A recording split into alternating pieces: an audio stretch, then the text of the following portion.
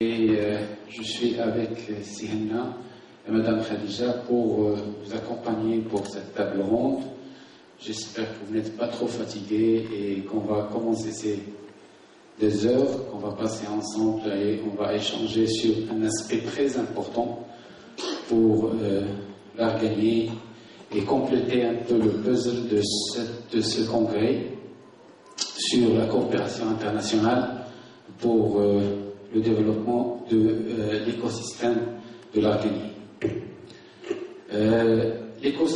L'écosystème de l'art gagné, comme vous le savez tous, recèle de grandes potentialités. Et d'un autre côté, il fait face à des menaces réelles, liées en particulier à la régression des arts galeries en matière de réduction de superficie et de densité, à cause des pressions anthropiques d'une part et des impacts des changements climatiques d'autre part. Les indicateurs aussi sociaux au niveau de ces zones-là sont parmi les plus bas au niveau national. Alors pour faire face à cette situation, au niveau de l'ONZOA, nous avons élaboré une stratégie pour permettre d'assurer un développement social et, d'un premier temps, avoir un territoire attractif pour ses habitants, en leur assurant, bien sûr, le minimum vital, assurer dans une deuxième étape, ou bien sur un autre axe, le développement économique, moyennant de meilleure valorisation des ressources naturelles, et en troisième lieu, assurer une préservation des ressources naturelles. Comme vous le savez, ces 3 axes de notre stratégie s'inscrivent parfaitement dans les orientations universelles en matière de développement durable, à savoir l'économie verte pour lutter contre les effets du changement climatique, aussi bien pour ce qui est atténuation que pour ce qui est de l'adaptation. Et il également fait partie des objectifs de développement durable adoptés récemment au niveau des Nations Unies au mois de septembre précisément 2015, qui prend 17 objectifs et 169 cibles. Alors sans plus tarder, nous allons écouter nos intervenants autour des expériences, de certaines expériences accumulées en matière de partenariat à l'échelle internationale, et je dirais on ne peut pas faire pratiquement le tour de cette expérience qui est très riche. Sans plus tarder, je donnerai la parole à Haddouche pour nous donner un peu une synthèse sur l'expérience d'un projet très spécifique qui tourne autour de l'économie circulaire au niveau de Sousmessa tout d'abord. Et c'est Haddouche qui est le coordonnateur de ce projet. C'est Haddouche, à vous la parole. Merci, Monsieur le Président, Mesdames et Messieurs. Tout d'abord, je voudrais féliciter les organisateurs de cette table ronde qui va certainement nous permettre donc d'accorder un peu les diapasons de ce processus de développement. Et il vient à point nommé à une période de chevauchement et d'interaction entre les différents programmes de développement, notamment ceux qui sont en relation avec la filière de l'art gagné, pour mieux éclairer les options que chaque programme doit embrasser pour réaliser ses objectifs. Permettez-moi donc de vous présenter une brève présentation de ce qu'on fait dans le cadre du projet économie circulaire. Tout le monde se pose la question, qu'est-ce que c'est que l'économie circulaire? Qu'est-ce que c'est que le paiement pour les services écosystémiques? Je voudrais résumer donc ces 2 concepts en une seule interprétation. Donc tout ce que cherche faire le projet, c'est de faire le lien entre les projets de développement tels qu'ils sont conçus et mis en œuvre actuellement et la nature. Parce que, jusqu'à maintenant, la démarche qui a été adoptée par les pouvoirs publics, c'est de préparer, concevoir et mettre en œuvre des projets de développement, que ce soit plan Marc-Vert, que ce soit stratégie des oasis, que ce soit agro-écotourisme, que ce soit développement des parcours, un certain nombre de projets qui se réalisent maintenant dans la région, mais qui sont faits sur la base d'un diagnostic qui fait son départ à partir du marché. C'est tout à fait normal. Ça dépend, on prend comme ligne de base une situation de référence évaluée en termes quantitatifs et en termes financiers, et on fixe des objectifs auxquels on aspire donc à arriver au bout d'une certaine période. Maintenant, la lacune de ce système, c'est que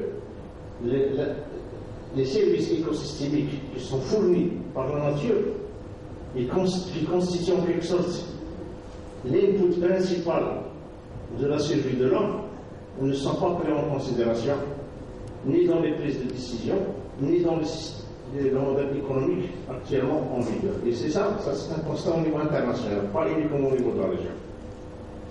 Donc le projet vient avec une idée d'introduire des mécanismes de conservation de la biodiversité. Lorsqu'on dit conservation de la biodiversité, ça veut dire conservation du fonctionnement des écosystèmes, ça veut dire continuité dans l'approvisionnement des services écosystèmes, ça veut dire une pérennité ou un bien-être de l'être humain.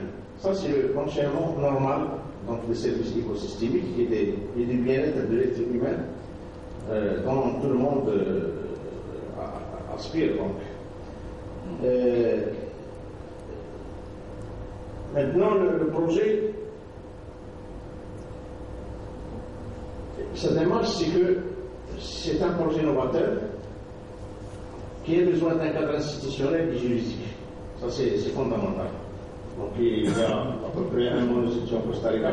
Ils ont une loi de la forêt qui a été révisée, comme on a une loi sur l'organerie, on a une loi sur l'organerie, qui doit être révisée pour introduire des mécanismes de paiement pour les services écosystémiques. Parce que tous les services écosystémiques qui courent le long de l'ouest qui viennent de la forêt de l'Argane, des forêts de Genève, des Juillet et tout ça, ce sont des services écosystémiques qu'on ne voit pas avec des lunettes, disons, acculées, des lunettes qui nous permettent de voir au-delà de la ligne qui sépare la nature et des services écosystémiques.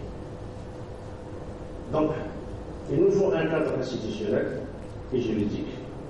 Il nous faut renforcer les capacités des groupes de travail, des porteurs de projets. Et puis, il nous faut mettre au point cette question de labellisation, IGP, réserve de biosphère.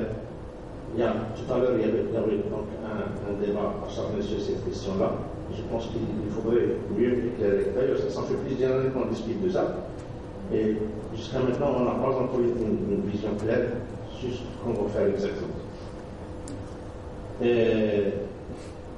L'IG, l'indication géographique, pour nous, on le considère comme un paiement pour les services écosystémiques, parce qu'il permet de rémunérer donc, un effort de préservation et de produire dans des conditions environnementales saines. Donc ça, pour nous, c'est un service écosystémique. Donc le fait de réfléchir à introduire des pratiques ancestrales respectueuses de l'environnement dans le cahier de charge, qui a été cité tout à l'heure par Jean-Marie, je pense qu'il est fondamental. Il faudrait envisager une certaine révision du cahier de charge de manière à intégrer. Et on peut donner à ce moment-là, que ce soit un label réserve de biosphère ou un label IGP ou ce qu'on veut, mais l'essentiel est fait. Ça veut dire qu'on prend en considération la composante nature dans le cahier de charge. Et puis l'objectif d'ici 2019, on veut réaliser, concrétiser, opérationnaliser 4 modèles de PSE dans les 400 interventions prioritaires. Au niveau de Massa, et puis Arhan, Cheikhokan et Oueltamrat et Moussa de Deltana. Voilà les 4 zones d'intervention prioritaire. Voilà les aspects budgétaires. Donc, l'approche qui a été adoptée est basée essentiellement sur la mobilisation des ressources humaines comme force motrice indispensable pour réussir le projet de développement. Donc, il y avait des programmes de formation, il y avait des ateliers qui ont permis de capitaliser le savoir-faire local en matière de capital naturel et de concertation avec les bénéficiaires concernés. Et il y avait également un programme très fort de communication autour du projet, donc surtout communication pour le développement. Et la démarche de l'économie circulaire, ils vont en quelque sorte essayer de redresser la tendance actuellement d'épuisement des ressources naturelles. Donc nous avons constaté qu'il y a un épuisement physique des ressources naturelles, que ce soit les ressources sonores, les ressources en biomasse de la forêt, les ressources minières, les ressources en plantes aromatiques, on en a parlé tout à l'heure. Mais pour pouvoir rétablir l'équilibre, réduire un peu cette pression sur ces ressources, et là, juste à titre de cotation, il y avait Aristote qui a dit il est plus riche celui qui se contente du minimum de la nature. C'est très important.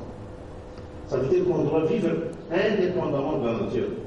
Actuellement, la France, l'Angleterre et l'Italie et le Japon, le capital naturel il contribue à 1% dans la richesse de la nation. 1%. Nous, au Maroc, on doit être, pour le patrimoine de la forêt, on doit être autour de 36, 37, donc les collègues, si je pourrais te corriger, on est autour de 35 à 40% capital naturel dans l'économie nationale. Et là, ça veut dire qu'en d'autres termes, c'est comme le modèle lépo-germanique, donc qui vit en quelque sorte sur l'innovation technologique. C'est ça qui fait la richesse. C'est l'innovation qui fait la richesse. Sinon pas de baser tout le développement durable et économique sur l'épuisement des ressources naturelles. C'est ça l'esprit. Donc l'idée maintenant, on est en train de faire un patrimoine qui se dégrade, qui se détruit. Et on est en train de vivre sur ce patrimoine. Si on réalisait un taux de croissance de 4,5 ou de 5% dans notre économie nationale, il y a aussi un taux de réhabilitation ou un coût de l'environnement qui coûte 4,5% du PIB. En d'autres termes, on a progressé de 4,5% et on a régressé de 4,5%. Si on prend le capital total des Maroc, je dirais, si on prend en considération le capital, on dirait qu'on a une croissance nulle. Ça veut dire qu'on était en train de vivre au dépend de nos ressources naturelles, du capital naturel. Donc il y a dans le plan cadre de gestion de la réserve de biosphère, il y a trois créneaux sur lesquels on va intervenir. Il y a un créneau environnemental, donc on va essayer de conserver les zones naturelles, tout ce qui est site d'intérêt biologique, écologique, tout ce qui est parc marins, et puis aspirateur de la nature et des services écosystémiques. Les zones en vert, ici c'est les zones de développement durable, c'est le monde de l'art traditionnel. Et les zones en jaune, c'est les opportunités, les alternatives à cette forte exploitation des ressources naturelles dans les zones naturelles. Donc c'est un modèle qui vient en quelque sorte renverser les tendances actuelles d'exploitation des ressources naturelles. Ça c'est la version plan cadre de gestion de la réserve de biosphère. Mais ce n'est pas suffisant. La deuxième composante doit introduire le capital naturel dans l'économie de la région. Maintenant, le PIB il est calculé d'une façon biaisée. Et la Banque mondiale et les Nations Unies, donc, ils ont fait un appel moyennant un programme mondial pour intégrer dans le calcul du PIB le patrimoine naturel et le patrimoine immatériel. Donc, ce qui va nous permettre en quelque sorte de calculer le PIB sur la base de la richesse totale du pays. Et cette richesse totale du pays rapportée à l'individu qui détermine le niveau de développement durable. Il faut que cet indicateur PIB capital naturel par individu doit être au moins maintenu constant, sinon il doit évoluer en croissance. Donc s'il évolue en décroissance, ça veut dire qu'on n'a pas un développement durable. Donc ça c'est une manière d'évaluer concrètement le développement durable d'un pays ou d'un territoire. Les aspects de droits humains, de gouvernance, ils sont également très importants pour cette question-là, ce troisième créneau, parce que l'accès au droit le long de la chaîne de valeur, que ce soit d'Arganie ou des mines ou des autres secteurs, comme Taramati ou quoi que ce soit, ne sont pas équitables, ne sont pas gérés ni ils n'ont pas accès de la même manière à tous les usagers de la filière. Donc c'est pour cela qu'il faudrait revoir cette question d'accès aux droits de troisième génération le long de la filière des principales productions. Bon, jusqu'à maintenant, on a fait l'analyse des flux des services écosystémiques. On a identifié les paiements de services écosystémiques au niveau des 4 zones. Et puis, les différents types de services écosystémiques, ceux qui sont liés à l'eau, ceux qui sont liés à l'énergie, à l'écotourisme, à la biodiversité, à la certification. Je ne vais pas rentrer dans les détails. Mais l'essentiel, c'est que ce qu'on va faire dans le cadre de ce projet, c'est d'assurer la viabilité des projets, que ce soit du plan Marc-Vert, stratégie de l'Anzoa, projet de développement des parcours, projet d'agrotourisme. Il faudrait qu'ils soient promus moyennant des outils, disons, d'intégration des services écosystémiques dans ces projets. Et c'est très important. Et je vous remercie.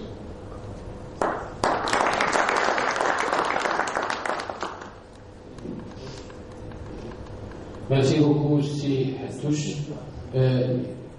إذا كان ممكن معنا بعض الإخوان إذا كان ممكن تعطيهم واحد الملخص باللغة العربية إذا كان ممكن سينو en quelques minutes. En quelques minutes.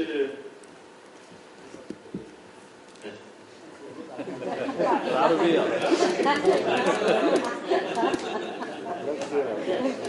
بعد دقائق.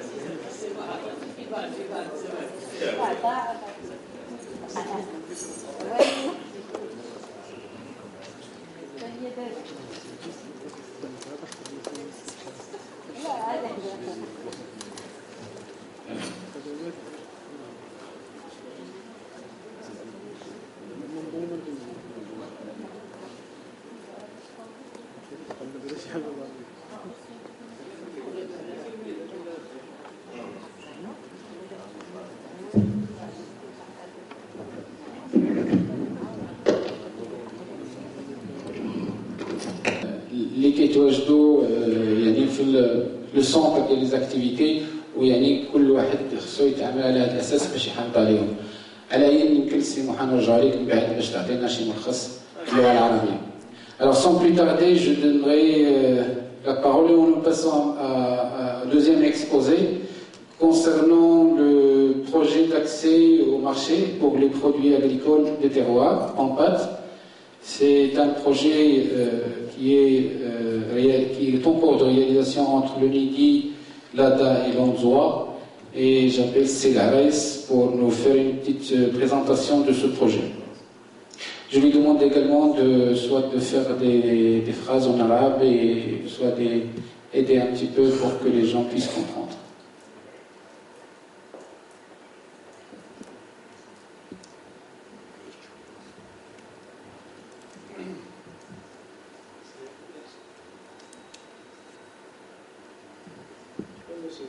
Merci, monsieur le modérateur.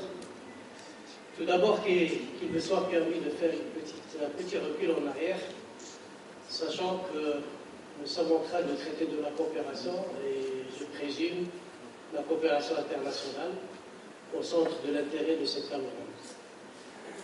Je vais agir de telle sorte à ce que ce soit une table ronde, donc ce n'est pas un exposé que je vais faire, mais des interpellations. أولاً وقبل كل شيء أود أتوجه بالشكر للإخوان وزارة الفلاحة ولا سيما الإخوان ديال الأنظمة اللي يفتحوا امامنا وامام الاخوان يعني الفاعلين في القطاع المتعلق بالاركان باش نتبادلوا واحد العدد ديال وجهات النظر. كما قلت بالفرنسيه ما غنحاولش ندير عرض، ولكن يعني نحاول ندير بعض التساؤلات انها يعني طاوله ديال الحوار ماشي عرض كما مر في الصباح. Le retour en arrière un peu, il concerne un peu cet historique de la coopération internationale au niveau de l'Argentine. Personnellement, je me félicite parce que j'étais l'un des auteurs à Agadir, à l'époque, qui était derrière la réserve de biosphère de l'Argentine, la RB. Je vous rappelle, à ce moment-là, on cherchait au niveau de l'UNESCO ce fameux comité qui devait approuver la réserve de biosphère parce que c'était une procédure et on ne l'avait pas trouvé. À ce moment-là précis, je renvoie un hommage à une personne qui a beaucoup aidé, beaucoup travaillé, sérieusement travaillé au niveau de l'Arganie et qu'aujourd'hui on doit avoir une pensée pour lui, c'est M. Ayer. الإخوان والأخوات اللي عايشين الآن في المجال ديال الأركان عرفوا يعني الاستثمار لا في الوقت ولا في المجهود. سيتي اون بيرسون يعني هذاك الشخص ساير مع ليكيب ديالو بطبيعة الحال يعني كانوا ديديي على كوز دو الأركان. Et aujourd'hui, plus de 10 ans après, أكثر من 10 سنوات كنشوفوا الآن الثمار ديال هذا المجهود اللي تبذل في هذاك الوقت اللي ما كناش كنحلموا نشوفوا هادشي اللي كنشوفوا اليوم. Il n'y avait pas la réserve, il y avait l'Arganie, il y avait la dégradation. Aujourd'hui, on parle de plantation, on parle de valorisation, on parle de etc. Donc, je voulais ouvrir cette parenthèse en hommage aux personnes qui ont travaillé sur cette. La coopération internationale a toujours accompagné l'Arganie et a toujours accompagné les zones fragiles, notamment cet écosystème très particulier de l'Arganie. Je reviens au projet qui assure ma paix mensuelle, qui est le POMPAT. Je suis désolé, je viens d'intégrer le POMPAT. Je travaille avec l'ONUDI et j'étais ici à Agadir avec l'ONUDI avant de partir au Sud-Soudan. Donc on m'avait appelé pour remettre un peu le projet sur les rails, si on peut dire, et le recentrer sur l'objet qui est le sien. Comme vous l'avez dit, c'est l'accès au marché de l'Argentine. Je vais pas ما غاديش ندخل في التفاصيل الحوايج اللي هما كتشوفوهم اللي يمكن لكم تقراوهم ما كاينلاش نعاود نقراوهم عليكم كيبانوا. سي اون فيش سينوبتيك دي بروجي اللي فيها جميع المعطيات المتعلقه بالمشروع. المشروع ديال البومبات هو في 3 دول، تونس ومصر مع المغرب بطبيعه الحال. وهنا يعني في سنه شويه شي علم. وسي ان بروجي نورمالمون اللي خصو يأهلنا إلى مشاريع تنموية اللي هي أكبر إن شاء الله، ولكن ذلك حسب النتائج اللي يمكن نحصلها في الباب ولا الهلبة. Alors, parlons de l'approche du POMPAT بالنسبة le secteur de l'Arganie. C'est une approche de, ce qu'on dit, approche de filière, approche un peu particulière qui prend en considération l'ensemble de la filière de bout en bout. C'est ce qu'on appelle la chaîne de valeur. يعني سلسلة القيام أو إلى آخره، يعني تعاريف كثيرة جدا. أعني اليقين أن واحد العدد منكم يعني مطلع عن كتب على ما هي سلسلة القيام. أنا غادي نحاول ما أمكن نركز على لابروش برينسيبال، وهنا بغيتكم تركزوا معايا على حسن ولا بيزون واحد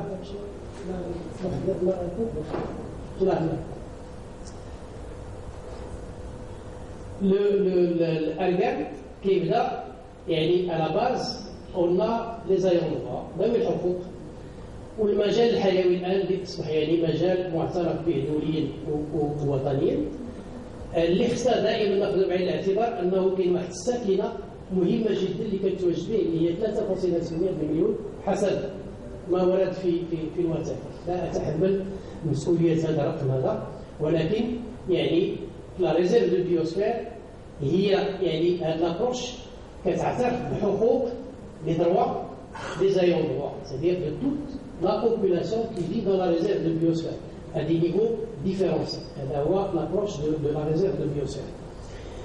Les ayants droit, يعني مع المحيط اللي دار بهم سواء من تدخلات الدولة سواء من القوانين اللي كتسنها الدولة بالبيئة والغابات أو إلى آخره، القوانين الأخيرة اللي صدرت مجال المغرب الأخضر إلى هذه كلهم يعني كي يأثروا بصفة أو أخرى على يعني هذا المورد الطبيعي وكذلك على الموارد اللي يمكن أن الناس ذوي الحقوق يستخلصوها منها.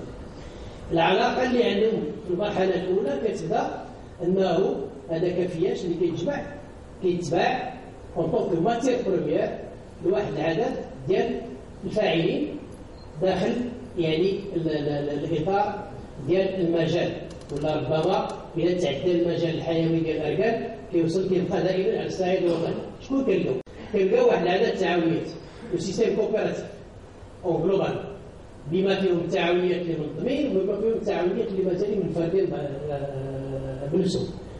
كاين واحد العدد ديال الشركات حرة، العدد المعروف اللي هو مقبول حاليا 250 تقريبا. فيما يخص التعاونيات اللي جيو ديك لي جروبون دانتيري ايكونوميك كنتكلموا الان على السعود اللي ربما فيهم 85 ولا 86 تعاونيه. باش نعرفوا يعني لي ديمونسيون au niveau de la chaîne de valeur في الغد. 250 شركة اللي كاينة حاليا في مجال أركان تقريبا. كاين كذلك متدخلين آخرين on les appelle les intermédiaires هو اللي كيشري فياش اللي ستوك يبيعوا من بعد حتى هذا داخل في لاشين يعني بصفة هنا فرقت اللي سميتهم لي ريبريزونطاسيون، خرجتهم من الشركات اللي هما ولو انه لي ريبريزونطاسيون هما شركات وطنية حتى هما خرجتهم لأنه ils représentent des sociétés mères à l'étranger. ما عندناش بزاف ولكن موجودين ولا توندونس انه بغا يتكاثر. هذا حتى هو معطى مهم اللي خص الواحد ياخذو بعين الاعتبار لما كنمشيو لاشين دو فالور. هاد الافياش قلنا الانتاج ديالو تقريبا 140,000 طن.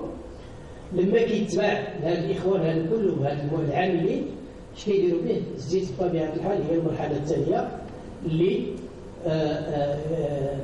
كتنتج يعني كلها تقريبا على الصعيد المحلي في صعيد الدائره الحيويه ديال الاركان.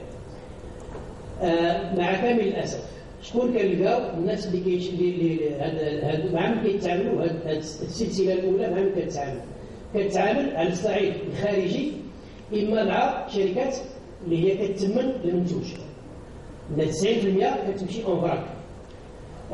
كاين كذلك سكون ابل لي بلاتفورم انترميديير مثلا اون نونفوا اون فراك لواحد الدوله معينه وهي عاد كتولى يعني لا ديستريبيسيون ديالو على دول اخرى دونك بلي فاليو سيغ بلي فاليو. كاين بيان سور لي لابوراتوار اي لي ميزون سبيسياليزي اللي يتخداو مباشره مع لي بلاتفورم. يعني هاد السلسله الثانيه خارج الحدود ديالنا ما كنتحكموش فيها. كنمشيو نشوفوا هاد لي ريبريزونطاسيون هما اللي عندهم لا فيليير دو بوت اون بوت تقريبا ملي كيشريو افياش حتى لو برودوي فيني او كونسومابل انترناسيونال هما تابعين لاشين ديالو. الناس اللي عندنا محليين سواء التعاونيات لي كوبيراتيف كيخدموا مع لي سوسيتي فالوريزونت ولا لي بلاتفورم دو ديستريبيسيون ولا لي لابوراتوار مي il n'atteint jamais ولكن او افيك تري بو واحد كميه ضئيله اللي كتمشي مباشره للمستهلك النهائي. دونك اون اي توجور بلافوني au niveau de la chaîne de valeur. Nos nationaux sont plafonnés au niveau de la chaîne de valeur. اللي كيستهلكوا من الفاعلين المحليين هما الكونسوماتور لوكال سواء الزيت يعني ديال لا كونسوماسيون او زيت ديال الكوسميتيك هو محلي.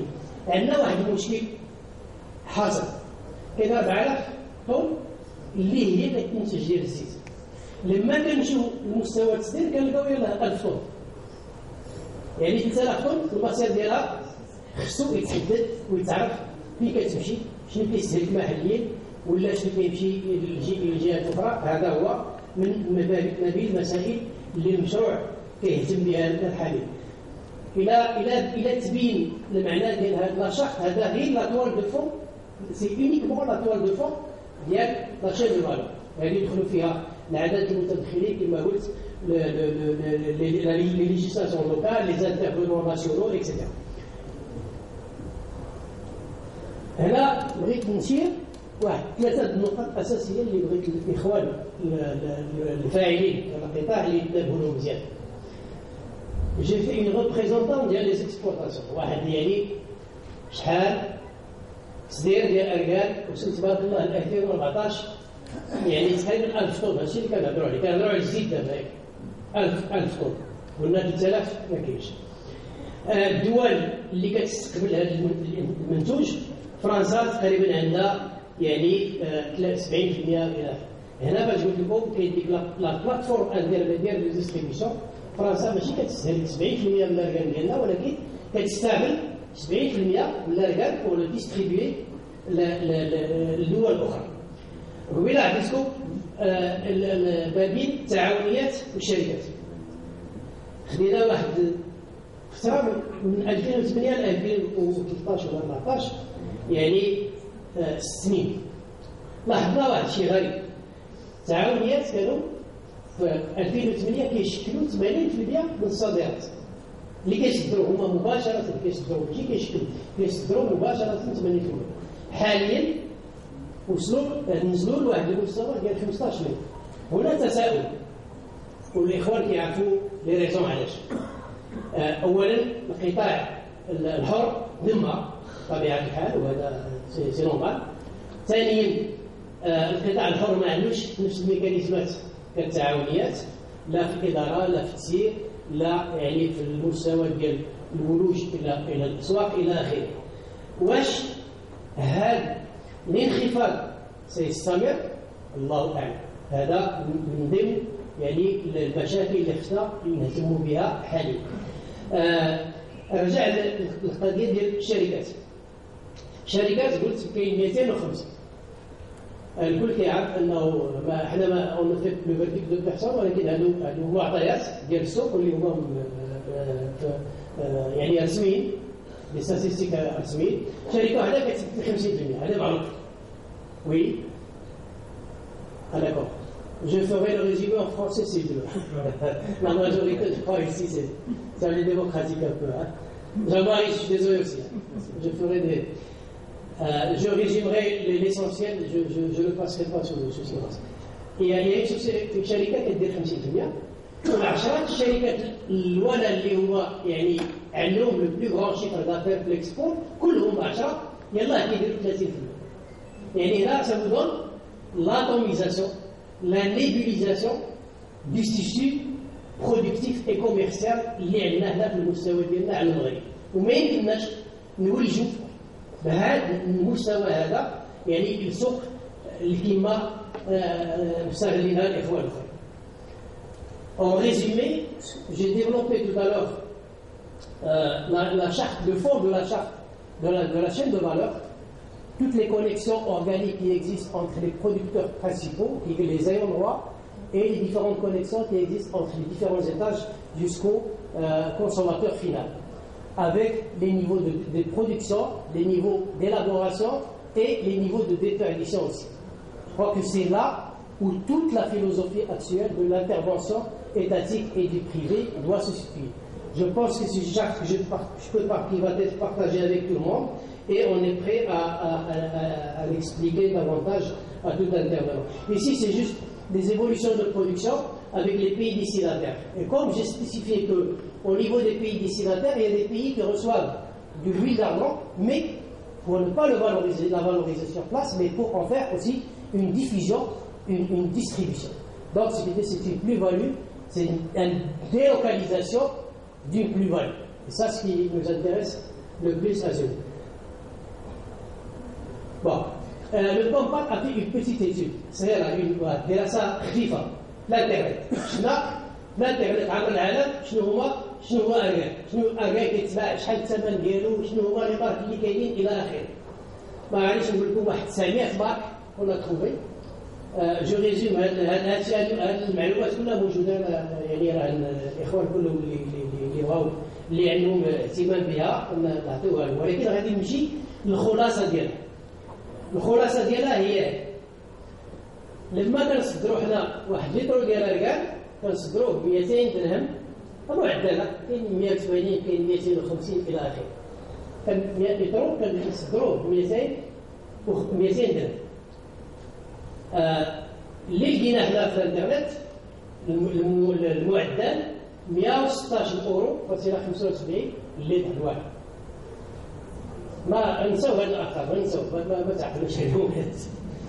غادي نمشي لطاوله اخرى اللي هي مهمه، هذه خص لكم المعنى ديال اللي بغيت نوصلوا له. اوجوردي الان اليوم 2015 المغرب كيصدر 1000 طن، كيبيع ب 200، كيدخل 200 مليون ديال الدرهم. اوجوردي برا هذيك ال 1000 طن كتدخل 1160 مليار ديال الدرهم. مليار اوكي، مليار فاصله 160 مليار درهم، يعني 5 المرات. نسهلوا الامور، كيدخل على الخمس كيدخل على القسط 5 كيبقى على واحد. هاد التساؤلات ديالي اللي بغيت نطرح للاخوان، واش رحنا في السكان مزيانه؟ واش رحنا غادي شادين الطريق مزيان بالاركان ديالنا؟ كنقولوا اركان المغرب مزيان امين، واش مستغلين حنا؟ الله اعلم. وها اللي مستغلين فيها هو كيبان. لما كنقارن هاد 200 مليون درهم اللي كتدخل لي سنويا وكنشوف المجهود اللي دارت الدوله مثلا في الاستثمار، ريان كو الكونترا بروغرام بالنسبه لها البال 2.8 مليار، هل يعقل هذا؟ ابدا.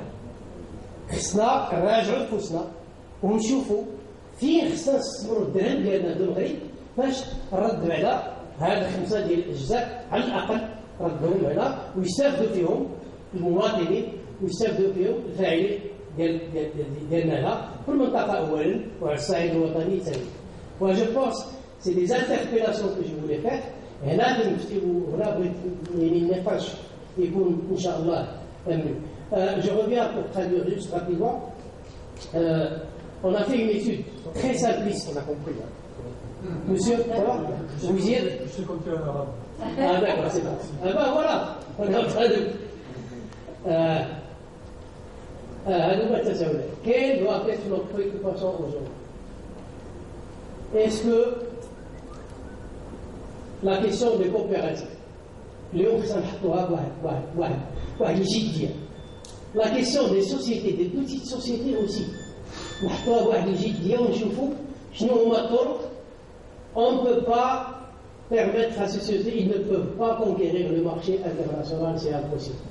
Est-ce qu'on doit les appuyer en tant que GIE, en tant que consortium, en tant qu'union? Je ne sais pas. Toutes les formules sont bonnes pour les appuyer dans cette directive, dans cette direction, pour récupérer la plus-value qui est perdue à l'échelle internationale. Dernier mot, merci, mais il y a des sites. Le site du Compat, il y a toutes les informations dedans. Il y a aussi toutes les activités qui sont liées, parallèles à ce point central du projet qui est le concours, etc. Et je suis à votre disposition pour toute question après les autres expositions. Merci beaucoup, Célarès. Merci pour cet exposé bilingue, bien réussi. Je crois que nous n'avons pas une autre intervention, mais peut-être nous aurons un petit speech. Monsieur Jean-Marie Vernesadeh, notre expert. Je m'excuse si c'est pas bien exprimé, enfin, votre nom. Vous allez nous faire une petite speech sur votre expérience et votre passion pour la région, pour la Réganie. C'est à vous la parole. Merci. Oui, je m'appelle Jean-Marie Vernesadeh et j'ai accompagné de 2006 à 2012 la région Souss-Massadra, en particulier le conseil régional Souss-Massadra, dans 2 programmes de coopération qui se sont succédés. Le premier programme, c'est un programme franco-marocain qui a fait intervenir ma région d'origine, la région Aquitaine, qui a apporté une expertise dans la réflexion sur ce qui allait devenir par la suite l'IGP Arcane. Et ensuite, en deuxième programme, conduit avec l'Union européenne, qui a consisté, lui, à mettre en place l'IGP dans la région Sousse-Masset. Je dois dire effectivement que je me suis passionné effectivement pour ces questions et j'ai eu le bonheur de rencontrer aussi des gens passionnés ici, dans cette région, pour mener à bien ce programme. Tout d'abord, puisqu'on parle de coopération internationale, je voudrais revenir sur 2 ou 3 idées de base concernant la coopération internationale.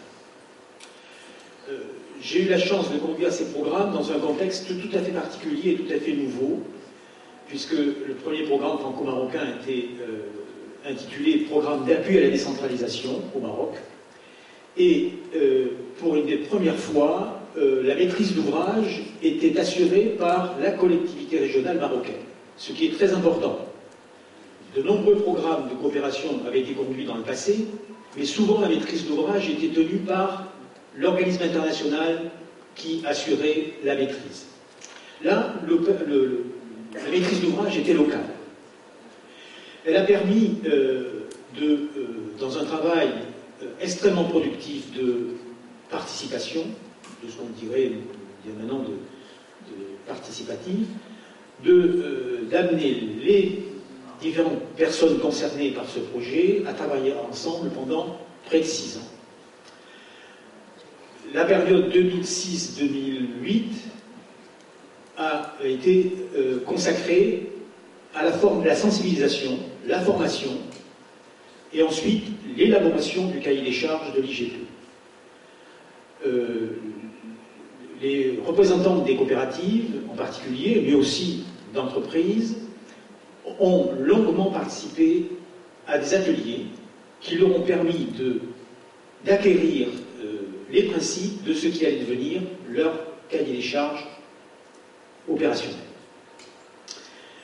Je dis ça parce que j'ai des souvenirs absolument précis de ces périodes où les présidentes des coopératives, puisqu'il s'agit de coopératives féminines, examinaient mot à mot, et bien entendu, après l'avoir traduit en arabe ou en berbère,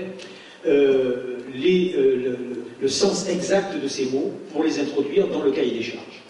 Donc c'est un processus extrêmement délicat qui a été conduit et qui a engagé la participation de nombreuses personnes. Dans la deuxième phase, la phase 2010-2012, l'Union européenne nous a accompagnés dans la mise en œuvre. Mais auparavant, je dois dire qu'en 2008, le résultat de ce travail de préparation a donné lieu à la création d'une structure interprofessionnelle qui est l'Association marocaine pour l'indication géographique protégée, Argane, AMIRA, qui a été créée et qui a porté le projet pour la reconnaissance de l'IGP.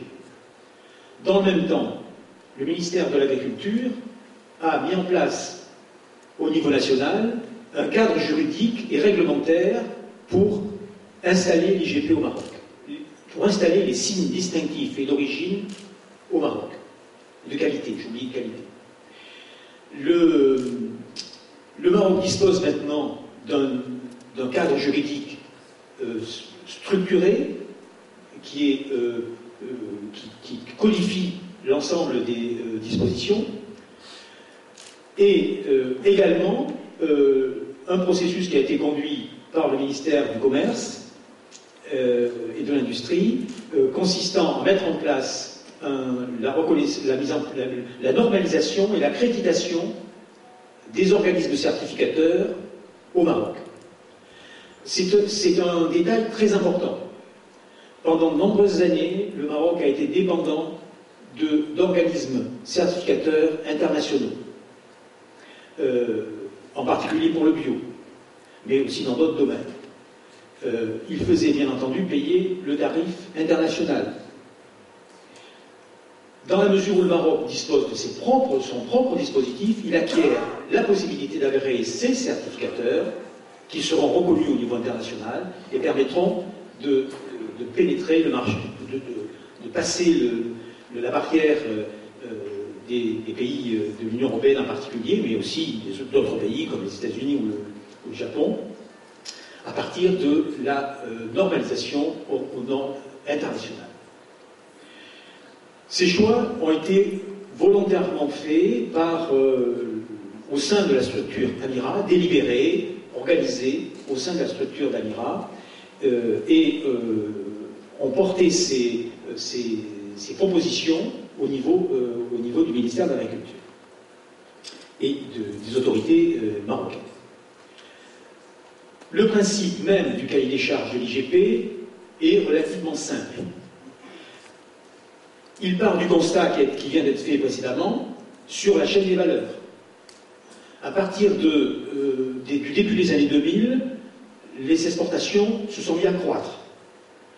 Les producteurs et les productrices, parce que je crois qu'il y avait des coopératives et des entreprises, se sont aperçus que les prix de commercialisation dans les pays qui recevaient ces produits n'avaient rien à voir avec les prix de départ au niveau des producteurs. Vous avez vu les tableaux qui ont été présentés tout à l'heure et qui donnent la réalité de ces chiffres. Premier problème, les producteurs se sont dit il faut qu'on s'organise pour que nous récupérions une partie de cette valeur ajoutée qui nous échappe. Nous ne pouvons pas rester à être des vendeurs de matières premières sans valeur. Il faut absolument récupérer cette valeur ajoutée. Ça, c'est le premier principe. Deuxième principe, il ressort de l'observation faite à de nombreuses reprises que malheureusement sur le marché, il n'y avait pas que des produits de qualité. Il y avait aussi sur le marché des produits présentant des caractéristiques un peu, entre guillemets, frauduleuses. C'est très facile, effectivement, quand un produit a une certaine valeur, de le mélanger avec des produits qui ont moins de valeur, ce qui permet de gagner beaucoup plus. Et il est évident que les distributeurs ou les gens qui font le commerce de l'huile d'argan, en Europe en particulier, ne se sont pas privés d'utiliser ces méthodes-là pour, disons, gagner plus. Sans que ça ne rapporte rien aux producteurs ici. Donc, deuxième problème, il fallait s'assurer d'une garantie de qualité et de traçabilité. Traçabilité qui va du fruit jusqu'au conditionnement. Actuellement, quand vous regardez une bouteille d'huile d'argan alimentaire ou cosmétique produite par les entreprises marocaines ou les coopératives, vous avez sur ces étiquettes le numéro du lot qui est inscrit. Ce numéro de lot permet de remonter jusqu'aux fruits et permet d'assurer la traçabilité totale du produit. Les consommateurs, en particulier en Europe, sont habitués maintenant à cette question et sont très regardants sur la nécessité d'assurer cette traçabilité. Traçabilité, qualité, garantie donnée aux consommateurs, voilà les principes mêmes du cahier des charges de l'IGP. Je dois dire à ce stade que j'ai entendu en début d'après-midi un exposé sur les IGP. J'ai été un peu surpris de la tonalité des propos qui étaient tenus. Je dois dire qu'ils ne concernent pas l'IGP argan. Il se peut qu'effectivement, un certain nombre d'autres IGP qui sont moins avancés soient encore au stade où il reste à réaliser différentes étapes qui ont déjà été engagées par l'IGP argan. Mais je crois que, de ce point de vue-là, le travail qui a été fait pour l'IGP argan est exemplaire. Exemplaire, d'une part, dans les principes mêmes de l'action conduite au plan de la coopération internationale, en donnant aux autorités locales et aux partenaires locaux le pouvoir d'orienter leur programme et de les conduire comme ils entendaient le conduire, de mettre à leur disposition des moyens pour accompagner ce travail. Je n'ai pas évoqué, bien entendu, les budgets qui étaient évoqués, d'entraîner également au plan local les autorités régionales, et en l'occurrence, dans ce cas précis, le conseil régional de Souss-Massa qui a joué un rôle absolument déterminant dans cette phase de préparation et de mise en place.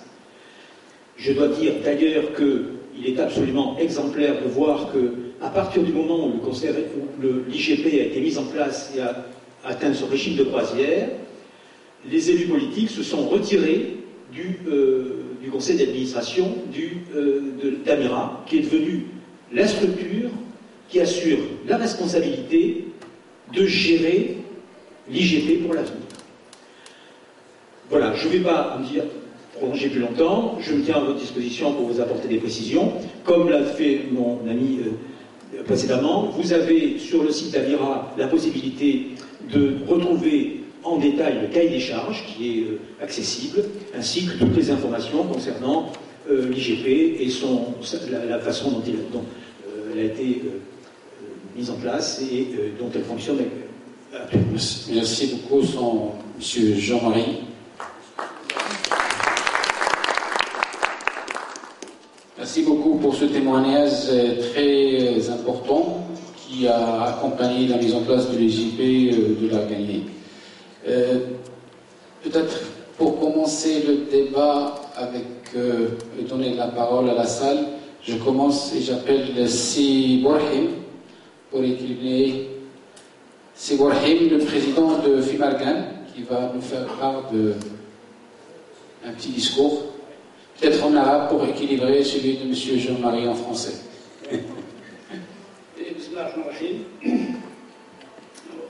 ولكن بلا باس باش نهضر على تنشكركم على هذه المناسبه اللي عطيتونا باش نعرفوا الاخوان عن الفيدراليه والدور ديالها. هذا الفيدراليه المهنيه المغربيه للاركان جات في اطار تنظيم القطاع من طرف الدوله بمنظمات الليمون والتمور والزعفران وطبيعه الحال، وباش تنظم الاركان بدينا باش تكونوا الجمعيات المحلية الإقليمية لذوي الحقوق، ومن بعد تكونت الفيدرالية الوطنية للجمعيات الإقليمية لذوي الحقوق، ومن طبيعة الحال تكونوا الجمعيات أخرين بحال التعاونيات المحلية، من بعد الجمعية الوطنية للتعاونيات الأركان، وكذلك التجار، وكذلك المسوقين. وبهذه المناسبة الفيدرالية تتضم واحد 5 مكونات، منهم الفيدرالية الوطنية للجمعيات الإقليمية لذوي الحقوق، الجمعية المغربية للمؤشر الجغرافي لزيت الأركان، الجمعية الوطنية للتعاونيات الأركان، الجمعية المغربية لشركات إنتاج زيت الأركان، والجمعية الوطنية للتجار ومستعمل زيت الأركان ومشتقاته. الأهداف ديال هذه الفيدرالية وهي تقوية القدرات للتنظيمات المهنية، تنظيم الورشات التكوينية لجميع المنخرطين في التنظيمات المهنية حسب المتطلبات، العمل على رفع مستوى تدخلات وإنجاز مهام الفيدرالية بمهنية المغرب للأركان، العمل على خلق وإنشاء مراكز تجميع للمادة الأولية، العمل على خلق وحدات ومراكز تثمين زيت الأركان ومشتقاته، العمل على تقوية البحث العلمي في مجال الأركان، وذلك بالسهر على إخراج إلى حيز الوجود المركز الوطني للبحث العلمي المتعلق بجميع منتجات الأركان، حمل المشاريع المهيكلة من أجل الوصول إلى الهدف المنشود، وهو تنظيم وتثمين وهي سلسلة الأركان، المؤشر الموضوعي المراقب لمختلف التدخلات المطلوبة، حسب الميزانية المقترحة لكل تدخل ولكل الهيئات، والتي تقدر في المجموع 877 مليون حسب دراسات الدار أخيرا. إذن هذه كلها واحد المجموعة ديال المجهودات اللي بدلوها الآن المنخرطين والحقوق والمهنيين، وبتعاون مع الأنظمة الوكالة الوطنية لتنمية الواحات والأركان ووزارة الفلاحة بما فيها جميع المصاريف ديالها الخارجيه منها مكتب الجهه والاستثمار الفلاحي ولونكا لاضال، ونشكرهم بهذه المناسبه. الى اننا فعلا مازال ما وصلنا حتى نضرب مثلا عقده تنسمع عقده البرنامج فيها 2 الملايير و800 مليون، ولكن ما نخبرش عليكم مازال ما وصلنا. يلاه غادي نبداو باش نعرفوا كيفاش غادي يمكن لنا نستافدوا من هذه العقده باش التكوينات وجميع الامور، وباش يمكن هذه الفيدراليه باش يمكن لها دير الاهداف ديالها وتوصل الاهداف ديالها. اللي تنطلبوا بما ان احنا الموضوع ديالنا اليوم هو التعاون الدولي من طرف بومبات ومن طرف ليكونومي سيركولير، اليوم قاموا فعلا يشتغلوا معنا ونضموا لنا لفائده المنخرطين ديال الفيدراليه واحد المجموعه ديال الورشات فيما يتعلق بالبومبات وفي تحسين التسويق، وكذلك يكون سيركولير المحافظه على البيئه الى اخره.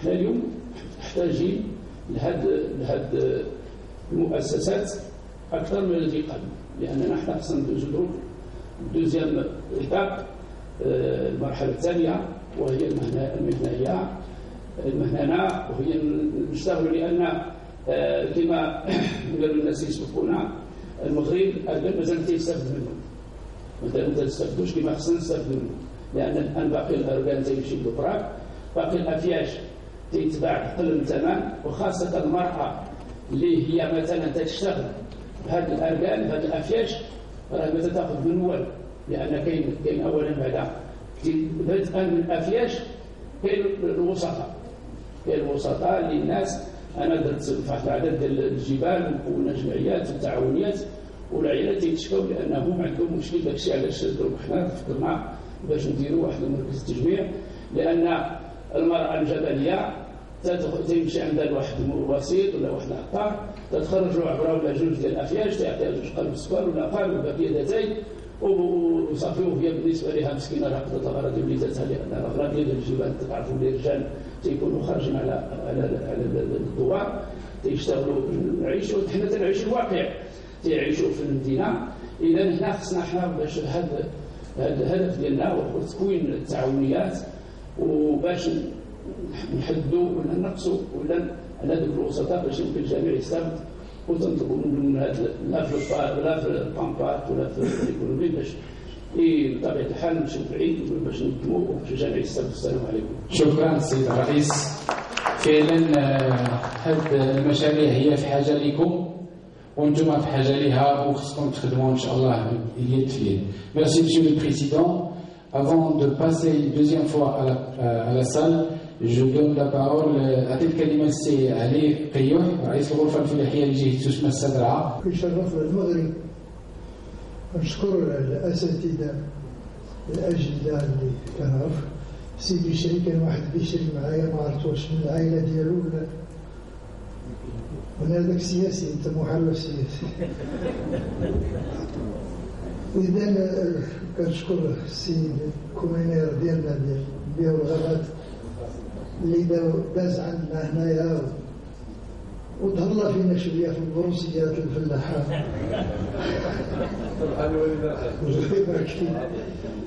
إذا نقدم الشكر الجزيل أولا السيد الرئيس ديال أركان، وكذلك النخيل السيد الدكتور حافظي، وكنهنيه بزاف التهنيات اللي حقق على الإعادة ديالو للمرة الثالثة، واخا واحدة ما يحسبهاش تعاودت على كل 3 سنين، ولكن هذيك أكثر من هذيك اللي بدات من زيرو.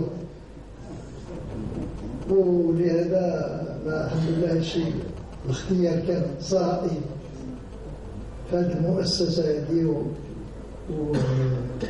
ونقولش نقول الخلق هو الله اللي سيدنا عين هذه المؤسسة وعين عليها أطور، واللي رغم الأقل ديالهم ورغم الإمكانيات ديالهم مع وزارة المالية ماشي في ليلة العيد كيخدموا باش مع الله بحال كما يخدموا خدهم في السبيطارات ولا في جميع باش نقارن السبيطارات كتقول إلا جبت واحد مثلا بروفيسور ديال من فرنسا ولا من سويسرا ولا من شي دولة تقول له دير اوبراسيون هنا في سبيطار الحسن الثاني ما يقدرش يديرها، كيقول لك خصو الاكسجين والهواء والدقائق. ولكن المغاربة كيقول لي سير وتيجيبوا خيط وجيب سميتو وجيب كيفتحوا ويخرج يكحكح حتى سميتو. المغاربة الحمد لله إلا بغاو يخدموا كيخدموا بالقليل أكثر من الكثير. نرجع عند أركان عشت شوية في أركان ولقطة فياش ومتبعين معاه فياش إلى آخره، حتى فياش حتى الراس ومن الراس عند حدا تعلموك في الدار وفي الدوار كيف يعصروا، وكتمشي عند هذيك اللي عصرت هذاك الشيء كتعصرت كتزيد في القلوش، ومن بعد القلوش دير لنا البسيس البراري ديال الدوار. أنا ما بانت لنا لا بسيس لا زيت لا. إذا ملي كدير هذاك البسيس كتفرق علينا البسيس ناكلوها، وملي تعصر كتعطينا الزقمونة. الزقمونة كنعصروها نصمو داك الشوية اللي باقي فيها، وبحال العفاريت كاع ما نعرفو الطبيب كي داير. دابا درك ولا كل شيء عايش بالمواد. ملي هذا الشيء ديال الأركان مهم أول ماشي بحال تخلق ولا، ولكن بصراحة راه الدولة ديالنا اللي تعاونت عليه. النقيرات ديال كنعرف الجماعات هما باش كانوا عايشين كيدابزوا بيناتهم على الغابة اللي تقطع. فوريستي تا واحد كيتهلاو فيه ويقول له الغابة اللي تقطع، وكيمشي كيعبر كتقول لي فاخر وتسميته. هذا الأولى. فما يخص هنا المناطق السقوية كتلقى الديويت كتجي الأركانة قدها الدار وكتهزها تحيدها كتمشي فاخر. ولكن جامي ضرورة واخا درك توقدتو شوية أركان راه من بعد البحث وهذا الشيء ولا عندنا بحال مقدس، بحال الهند كيعبدوا ذاك يعبدوا القرن، وحنا ولينا كنخافوا عليها حتى حنا ولينا ما خصنا نعبدوا هذا الرجال. واخا الرجال هي كاع ما هضر عليها القرآن، هضر على الزيتونة. الزيتونة نسيناها وخصنا شي فتوى باش تكون تاهي من التابعين ديال الزيت الرجال. ولهذا كما قلنا كيقولوا نصر جميع الأوطار. إن شاء الله احنا في هذا التفكير ديال الاتجاه ديال سيدنا الله ينصرو. الأركان راه خاص الحزام وخاص الجدية وخاص الصرامة باش نحتفظوا على هذا الشيء اللي باقي ونحتفظوا على هذا الشيء اللي ما ظهرش. وأنا كيظهر لي بحال شي دري اللي ما زايدش ناقص، ما زايدش كان ناقص. هذا الغرس ديال الأركان حنا فلاحة كنعرفوا أركان صعيب باش تربي أركانة وباش تكبر. خصها الحزارة وخصها باش تكون أركانة وتكون على سنين. ولكن كنشكر الباحثين ربما اللي باحثوا وشافوا الأنواع ديال الأركانة على قداش كاين شي أركان اللي دار الدكتور حافظي والمهندسين ديال المدرسة ديال جامعة بني زور تبارك الله الشجرة مزيانة وكل شيء، ولكن كندوز حداهم ويبانوا لي رطبة ماشي حرشة. وهو قال علاش كي عبد الوهاب المطرب عبد الوهاب كيقول لك علشان الشوك اللي في الورد حيد فيه الورد. حنا رجال علشان الشوك اللي فيه هو اللي كيفاش كنحبوه كنبسوا فيه ونعصروا فيه ونعصروه. إذا ما خص يكون هذاك الشجرة اللي هي تأتي بحال واحد العدد ديال المزال. سمحوا لي تعبان وكنا شوية في الشغال جيت مع الدكتور ديالنا الدكتور هرو اللي خرجنا شويه لواحد المعارض والى اخره، وجينا باش نسلموا عليكم كما قلنا لكم مرحبا بكم في اول الكلمه، نعاودوا نرحبوا بكم ونقول لكم ضيافتنا بيت الثياب، ولكن كل شيء فيه زياده. الثياب كان اللي دار هذا الوهم، ولكن يصحاب التقاعد ديال الخارج. إذا مرحبا بكم في محلكم، نتمنى لكم إن شاء الله الشيء اللي باقي. شدوا راه كان المعارض، كان نشوف معارض الدول حنا الاجتماعات، مش اجتماعات، وكان كنديروا الرالي، نسيروا مع شي مجموعة وكنت نمشي معاهم. واش هذيك الدولة ولا في شي دول اليمن؟ كوستاريكا. كيمشيو كنديروا الكورس الرالي، كينوضوه مع 7 الصباح، كيفطر كيمشي يجرو به، كيدير ساندويتش وما عنده متغلقة، كيدير ساندويتش وكيرجع ثاني مع هذا. يلاه خاص شوية نتوما اغتنموا شوية هاد أكادير، خرجوا شوية عن برا الفيرمات وشوفوا أرقام وشربوا تحت أرقام ودوروا شوية وتقدموا شوية وزيت أرقام دروك حنا إن شاء الله لطيفة. واش باقي أنا لطيفة ولا لطيفة؟ خاصة المطارات ديروا فيهم. حنا علاش حنا كنمشيو للمطارات ديال باريس ولا سميتو ملي نخرجوا، إلا بقى عندنا شي غروب كنشرو ريحة ولا نشرو شامبان ولا نشرو ويسكي، الشيخ يعجلها مع كل جيل. واللي باخرج من هنا خصو على الأقل يدي مع واحدة ديال الرجال ديك باش تحمروا وحدة، والأخرى ديال التغلقة وحدة. سمحوا لي لا طولت، شكرا. طلع لي معكم ريزو. رجعنا عند عيالة قدام الافتتاح، راه راس المال راه على التقليد ديالكم، راكم نتوما دابا هذا المؤتمر مشرعي، شرعوا ودافعوا على الحق ديال الدراوش، يا مولي العقاب، يا مولي الحناش، يا مولي الشوك.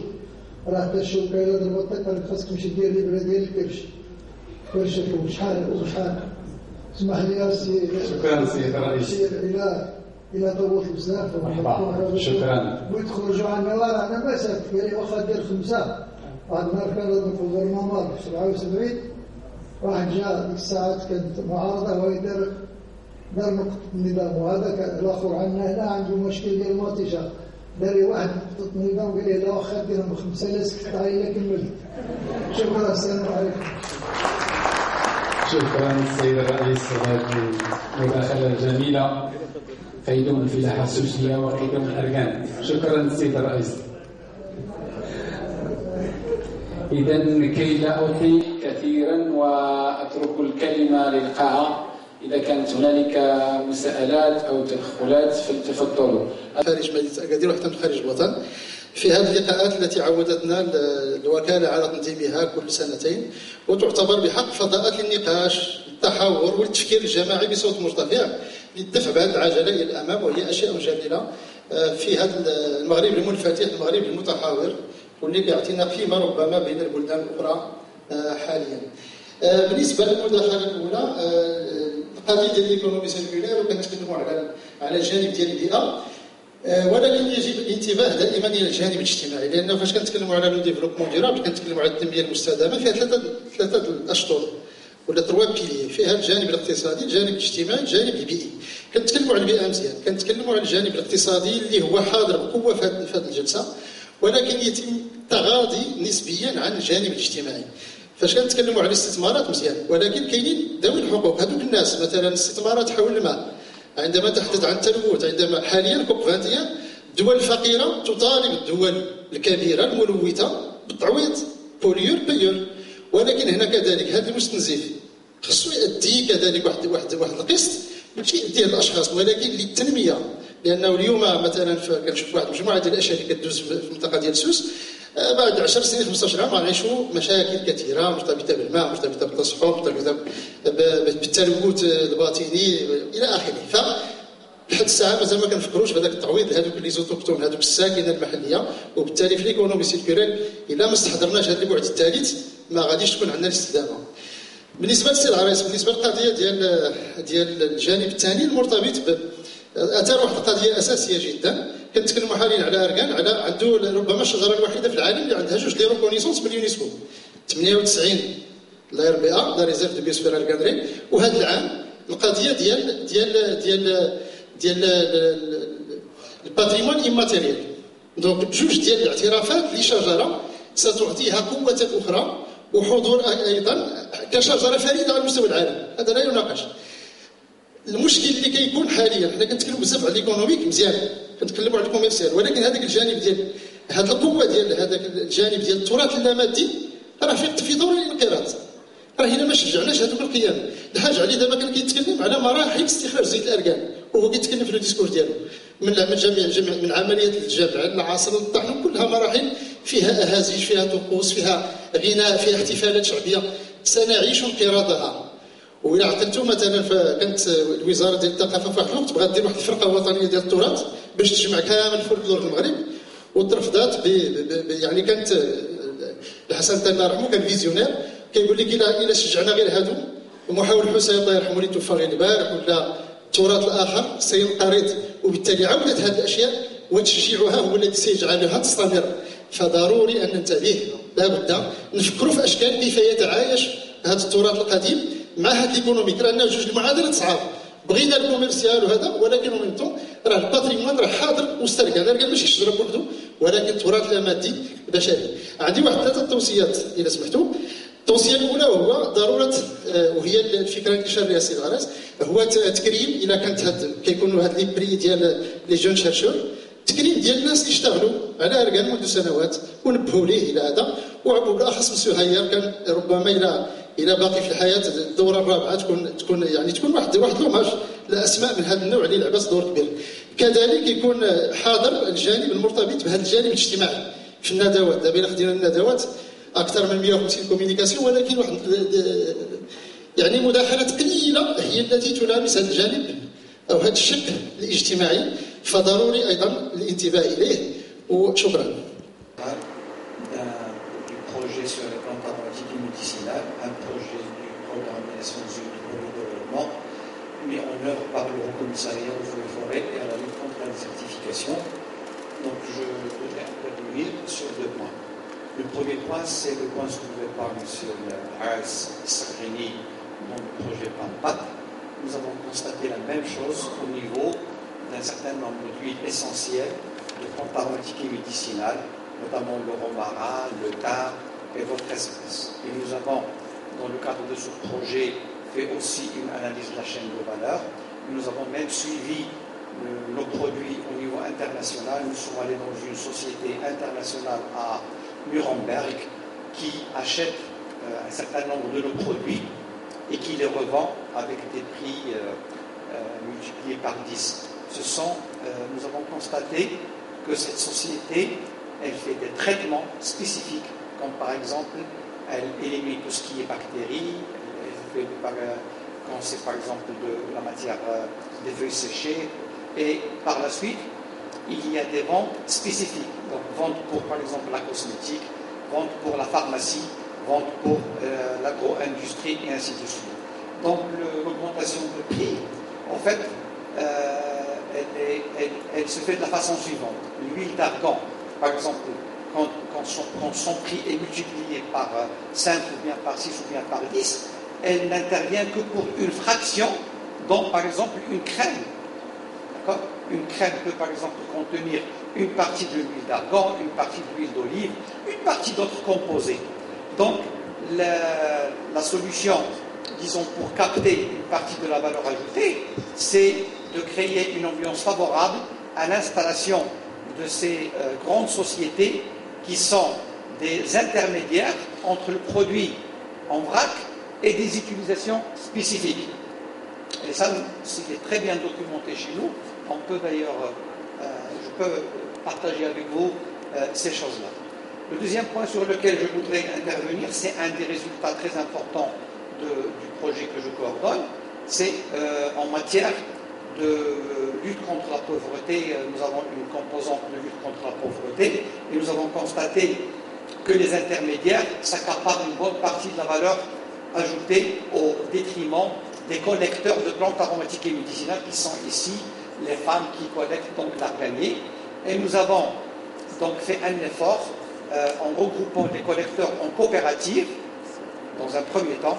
Ensuite, ces coopératives ont été mises en relation directe avec les sociétés et je vous donne par exemple un exemple frappant. En 2012-2013, quand le projet a commencé, les collecteurs dans la région de Tel Sint vendaient le romarin à 2,50 dirhams, 2 dirhams. Après intervention de projet, on a supprimé les intermédiaires, plus d'autres améliorations de qualité. Actuellement, ils le vendent à 4,50 dirhams à 5 dirhams. Le revenu a été multiplié par 2. Voilà les interventions. Merci. Coordinateur de la biodiversité et des ressources génétiques au Centre international de recherche agronomique dans les Zanzaïd. أريد أن أتكلم على 3 نقاط فيما يخص استغلال أركان لدر الأرباح المهمة لفئات دون إشراك المنتجين. هذه ممكن يعني أن نحلها عن طريق ما يسمى الاتفاقية العالمية التي هي تنص على تقاسم المنافع الناجمة عن استغلال التنوع البيولوجي. هناك اتفاقية والمغرب عضو في اتفاقية التنوع البيولوجي، لكن ليس هو عضو فيما يسمى ببروتوكول ناغويا. بروتوكول ناغويا هو الذي يهتم بإشراك المجتمعات المحلية، يعترف بالمعرفة المحلية ويعترف بأهمية التنوع البيولوجي واستغلال إذن التوصية الأولى هو أن يجب على المغرب أن يكون عضوا في هذه الاتفاقية، في هذا البروتوكول. النقطة الثانية، صحيح أن كما قال الأخ بأن هناك القيمة المضافة استدعت يعني بحوث واستدعت طرق جديدة، يعني يمكن أن نأخذ بعين الاعتبار هذا الجهد، لكن كما قال الأخ أن هناك 5 مرات إلى 10 مرات أرباح التي لا تأتي إلى المجتمعات المحلية. أنا أظن بأن هناك مجال كبير لإشراك المجتمعات المحلية في هذا الربح. النقطة الثانية هو لا يمكن استمرار في استغلال النظم الزراعية الأرجل بالطريقة الموجودة الآن. لا يمكن. أنا أظن بأن صحيح بأن هناك أعداد كبيرة من الأبحاث الزراعية وهناك كذلك جهود كبيرة من طرف الوزارة لتشجيع إعادة تأهيل النظم الزراعية، لكن هذا لا يكفي، لأن كيفما كان الحال أظن بأن لا زال هناك تدهور كبير، وهذا ناتج على ممكن حتى سياسة الدولة في مجال ما يسمى استعمال الأراضي. هناك مجال كبير لعقلنته أكثر. لا يعقل أن يكون هناك، يعني لا يعقل أن يكون هناك، أنا أقول فقط الآن لا يمكن أن يكون هناك مطار على لست أعرف عمل الهكتارات التي تم إنشاؤه عليها بدون أن يكون هذا المطار يساهم في تأهيل أعداد كبيرة من الهكتارات. ولا يمكن كذلك لأي مزارع يعني استغل لمدة 10 سنوات أو 15 سنة محل للبيوت البلاستيكية لإنتاج الموز، وفي الأخير يمر من مكان إلى مكان بدون أن يكون هناك إشراك المجتمعات المحلية وبدون دفع قيمة التي تمكن من تأهيل هذه المناطق المتدهورة. إذن هناك سياسات، وهناك كذلك أظن بأن لقد حضرت بعض المحاضرات اليوم وكان هناك يعني تفكير فيما يسمى بالحفاظ على هذا التنوع المتواجد. هناك محمية التنوع، محمية المحيط الحيوي، لكن أظن بأن الآن فكرة ما يسمى بال protected area، محمية المحيط الحيوي، لا زال هناك بعض البعد الذي هو أهم. هل هذه المحمية فقط، والمحميات المتواجدة الآن تمكننا من الحفاظ على هذا التنوع الكبير؟ هناك دراسات، صحيح بأن هناك دراسات تمكننا من معرفة مدى التنوع المتواجد، لكن لم يتبعها بما يسمى بسياسة وطنية تمكننا من إنشاء محميات تمكننا من الحفاظ على هذا التنوع الكبير. والاستراتيجية الأهم في حفظ هذا التنوع الكبير هو فيما يسمى الحفظ في الموارد الطبيعية، وخاصة في تفعيل دور المجتمعات المحلية. وهذا يستوجب أن تتم استراتيجية وطنية لا تؤهل فقط الأركان كشجرة، تؤهل نظم زراعية. لأن صحيح بأن الأركان اليوم عنده ما يسمى عنده يعني قيمة مضافة، لكن لا تأتي لا تساهم كثيرا في النهوض بمعيشة المجتمعات المحلية. هناك أعداد كبيرة من الأشياء الأخرى داخل النظم الزراعية يجب الاهتمام بها ويمكن أن يكون لها قيمة مضافية. وأشكرك.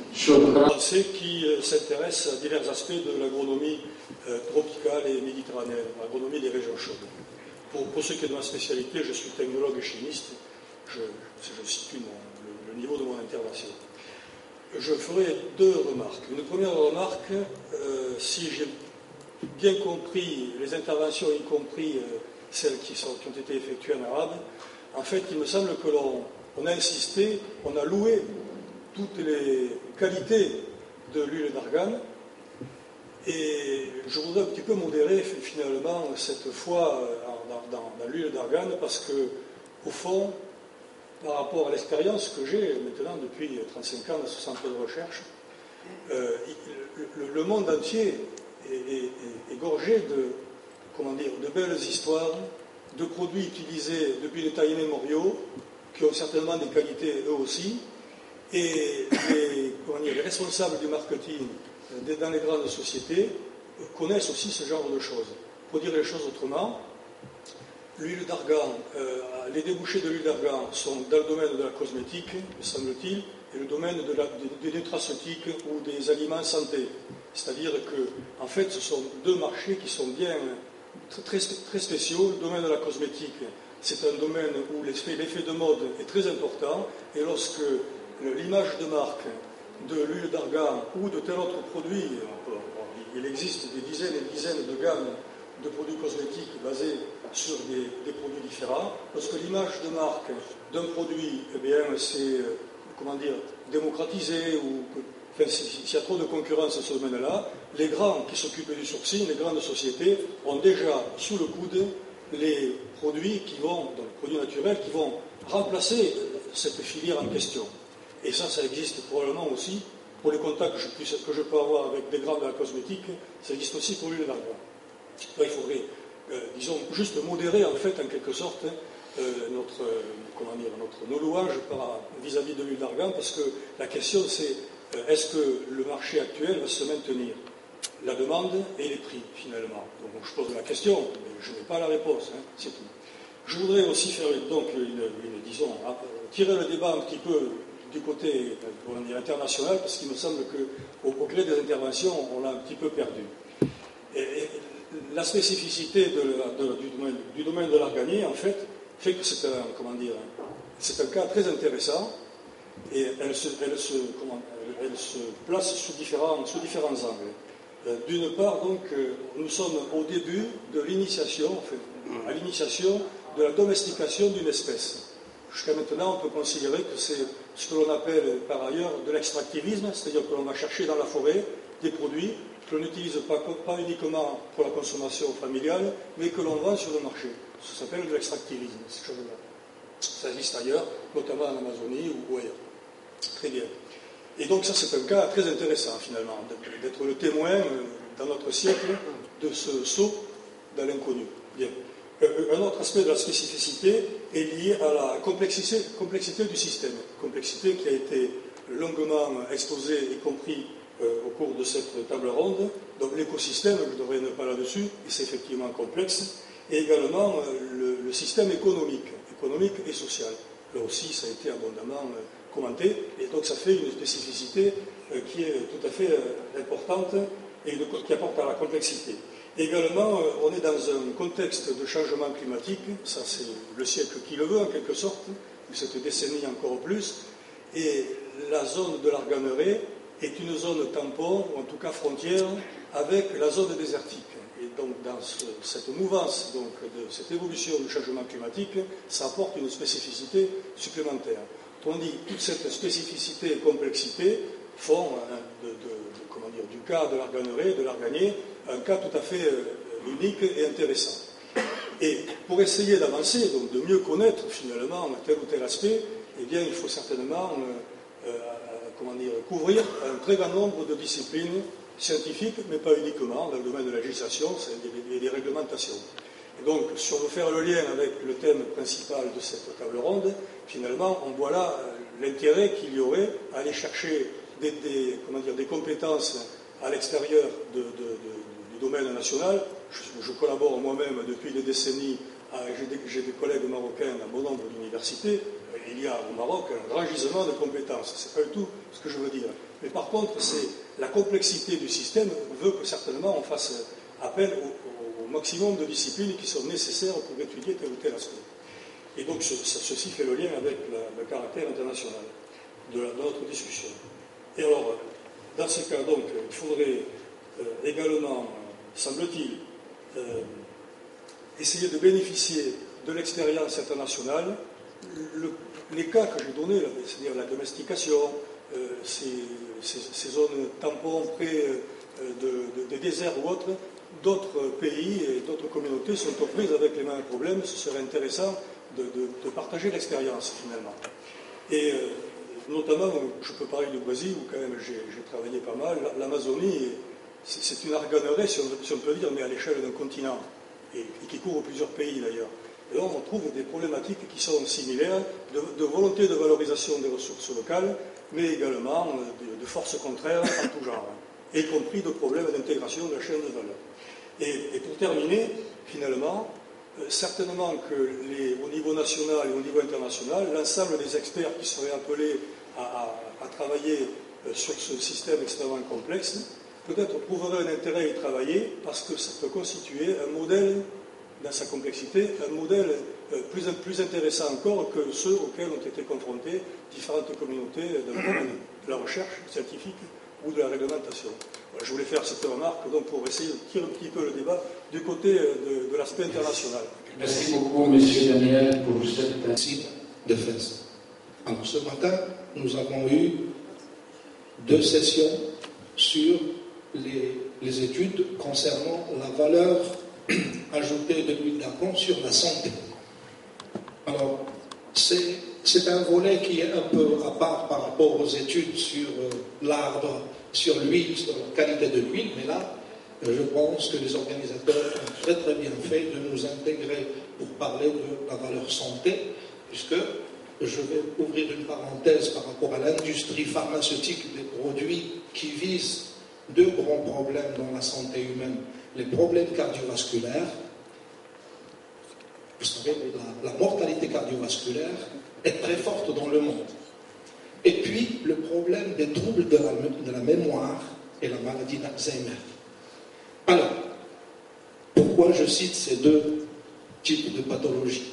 Tout simplement parce qu'au niveau de l'industrie pharmaceutique, ça représente des chiffres faramineux, en milliards d'euros, et c'est un enjeu, bien sûr, un grand enjeu pour l'industrie pharmaceutique. Maintenant, nous avons un produit qui reproduit les effets de certains médicaments, dans le sens où, quand on a un problème cardiovasculaire qui implique des taux élevés de mauvais cholestérol, par exemple. Alors, sur plusieurs études que nous avons réalisées, sur des patients, donc c'est des études cliniques d'un certain niveau, je dirais, assez compliquées, et donc l'huile d'argan que nous avons achetée dans le commerce, au prix qui ont été cités ici, donc c'est des fonds de l'université, on a mis de l'argent pour acheter l'huile d'argan, pour l'utiliser dans nos études cliniques, aussi bien à Fès qu'à Rabat, sur des malades en rhumatologie, un malade de mafacel, et aussi des malades qui font de l'hémodialyse. Et les malades qui font de l'hémodialyse ont aussi de très forts risques cardiovasculaires. Alors, nous avons des résultats qui sont très encourageants et qui tout simplement soulignent la nécessité de continuer ce volet de recherche chez l'homme en utilisant l'huile d'argan comme traitement préventif et même curatif, pourquoi pas. Mais seulement, il faut une synergie des efforts.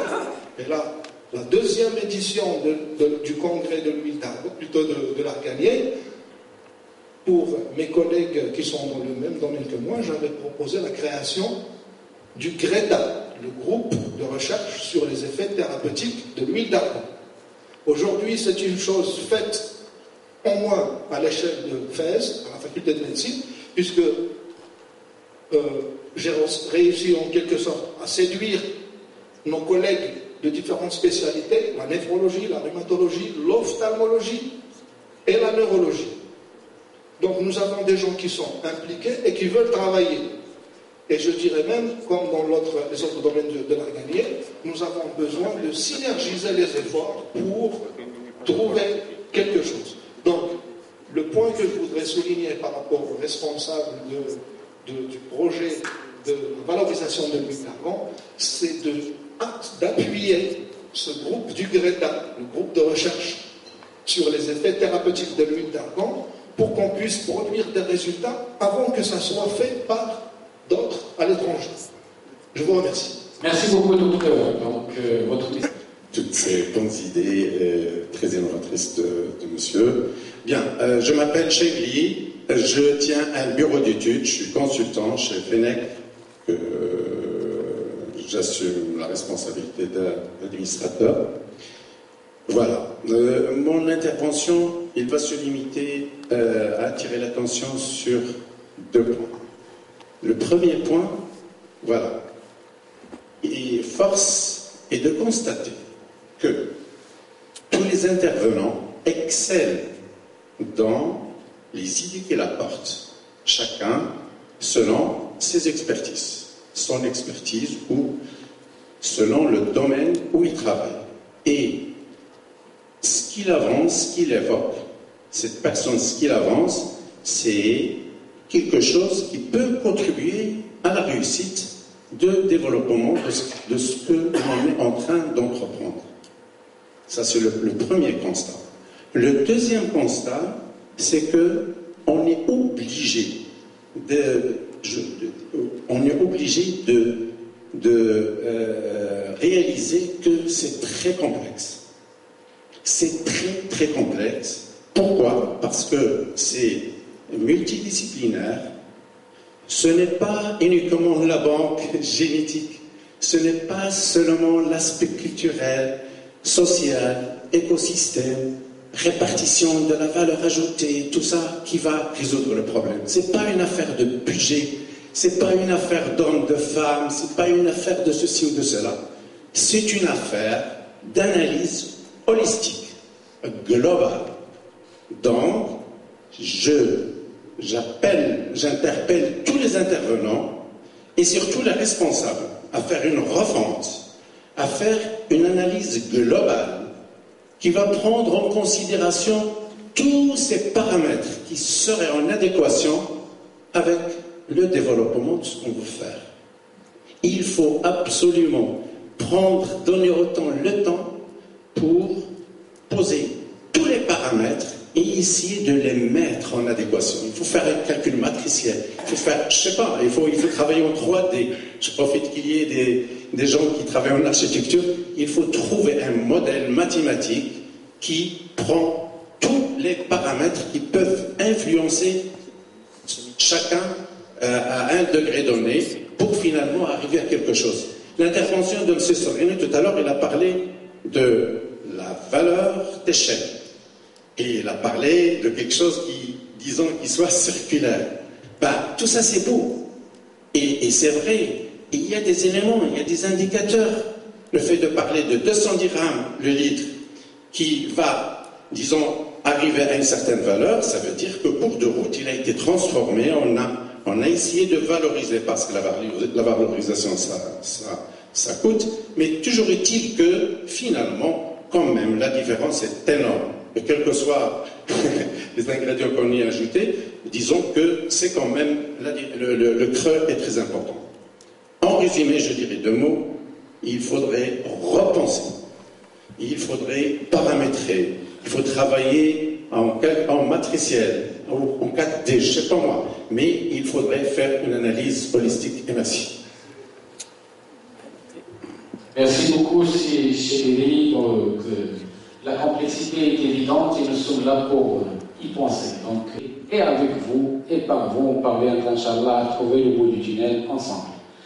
S'il n'y a pas, j'ajouterai 3 ou 4. Ah oui, bien sûr. Merci tout le monde pour l'organisation de ce congrès international sur l'art de l'organique. Khadija Raïs, c'est une membre de l'interprofession d'Arden. Donc, on remercie beaucoup toute la coopération internationale qui accompagne cet arbre de l'Arcadie depuis 20 ans pour tout ce qui est création, toutes les grandes valeurs et tout l'écosystème autour de cet arbre-là. Aujourd'hui, tous les opérateurs qui sont commencé à travailler sur l'huile d'argan et sur les produits économiques d'Ariane, ça fait 15 ans qu'ils travaillent dans le domaine et maintenant ils sont un peu matière, c'est pas comme avant. La coopération internationale, lorsqu'il vient dans le terrain, il ne trouve pas un interlocuteur qui présente une grande partie des gens qui exploitent l'huile d'argan. Maintenant, il y a l'interprofession qui représente tous les collèges de l'huile d'argan, de l'arbre jusqu'à la valeur ajoutée. Donc, il faut juste un peu faire une concertation vraie et sur la table pour qu'on puisse prendre en considération tous les projets qui sont sur le terrain de cet acteur qui englobe tous les intervenants dans le secteur. Et jusqu'à maintenant, il y a des grands budgets qui sont vraiment avec des opérateurs qui trouvent des chiffres énormes, des millions d'euros. Mais sur le terrain, lorsqu'on visite, on trouve les opérateurs que ce sont vraiment des choses médiocres par rapport à l'ensemble des projets. Donc, ce qu'on nous on demande, juste, il y a beaucoup de soft, c'est vrai, c'est bien, la recherche est bien, mais il doit être utilisé pour améliorer la situation de la femme rurale. Et maintenant, on est dans des stades avec le projet Compact qui a déclaré des statistiques qu'avant 80% c'est les coopératives qui exportent, maintenant il y a 10%. Donc on doit poser ces choses sur la table. Est-ce qu'avec tous ces dynamismes dans le secteur, c'est au profit vraiment des femmes, des coopératives ou vraiment de l'aspect social de cet arbre-là, ou vraiment c'est tous ces budgets-là, ils sont pour une publicité de l'argan, qu'il y a des multinationales qui en profitent. Et ça, c'est la question qu'on se pose pour la recherche et pour la coopération internationale. Merci. Merci beaucoup, Léla. C'est une très bonne intervention et c'est un très bon appel pour tous les coopérants internationaux. C'est la FIMAGREN maintenant qui représente en quelque sorte la filière et c'est en principe une porte d'entrée pour tous les coopérants pour converger, pour trouver la synergie et pour trouver la confluence, toutes les activités. Merci beaucoup pour cette intervention. Est-ce qu'il y a une autre femme, madame? Je termine avec les femmes, si vous permettez. جمعية نسبية توجه للأعمال التنموية الاجتماعية بجامعة أمسكرون بدور استبوسها جامعة أمسكرون أكاديمية التنمية. بدوري كنشكر الناس اللي كتبوا كاملين يعني على هذا الجامع المبارك وعلى هذا المستوى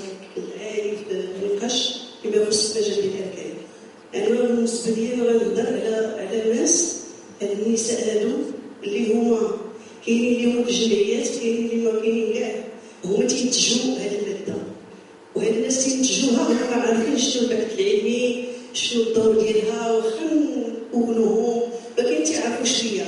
هما هاد الناس هادو ما خصناش نساوهم. كاينين اللي ما قدروا حتى ينشئوا جمعيه ولا تعاونيه، عندهم مشاكل تسويق، عندهم مشاكل انهم حتى ديك اليابان اللي كنقولوا المراه ما كتوصل والو، حتى ديك والو ما عندهمش هما.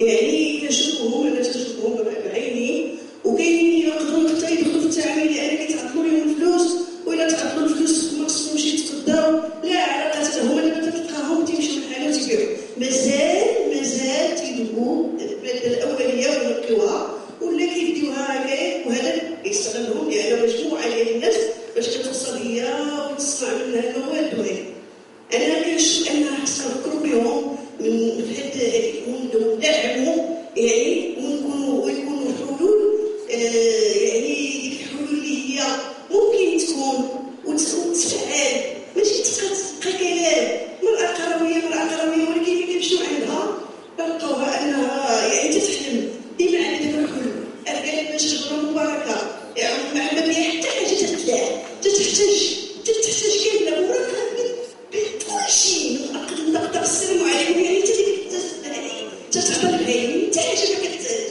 ولكن هي مسكينه ديما هذه.